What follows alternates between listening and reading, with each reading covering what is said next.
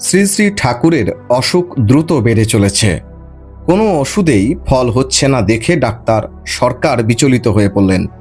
তার পরামর্শে শ্রী শ্রী ঠাকুরকে কলিকাতার বাইরে কোনো ফাঁকা জায়গায় বায়ু পরিবর্তনের জন্য নিয়ে যাওয়া স্থির হলো। সামনেই পৌষ মাস। পৌষ মাসে স্থান পরিবর্তনে তার আপত্তি থাকতে পারে ভেবে ভক্তগণ তাড়াতাড়ি উপযুক্ত বাড়ির সন্ধান করতে লাগলেন। কাশীপুরে গোপালচন্দ্র ঘোষের উদ্যানবাটি মাসিক ৮০ টাকা ভাড়ায় ঠিক হলো।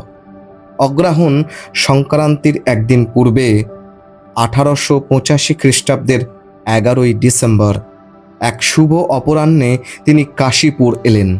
শ্রীরামকৃষ্ণদেব তাঁর নরলীলার শেষ ৮ মাস এখানেই অতিবাহিত করেছিলেন।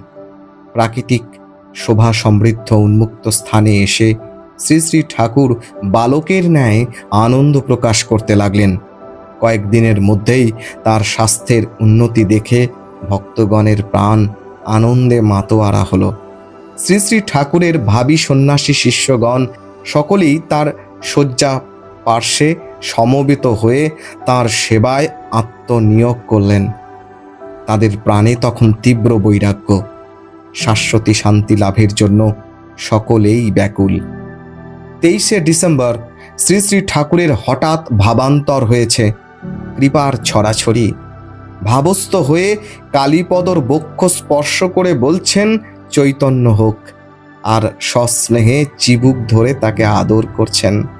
পরে ভাবাবেশে তিনি বলছেন, যে আন্তরিক ঈশ্বরকে ডেকেছে বা সন্ধ্যা আহ্নিক করেছে তার এখানে আসতেই হবে।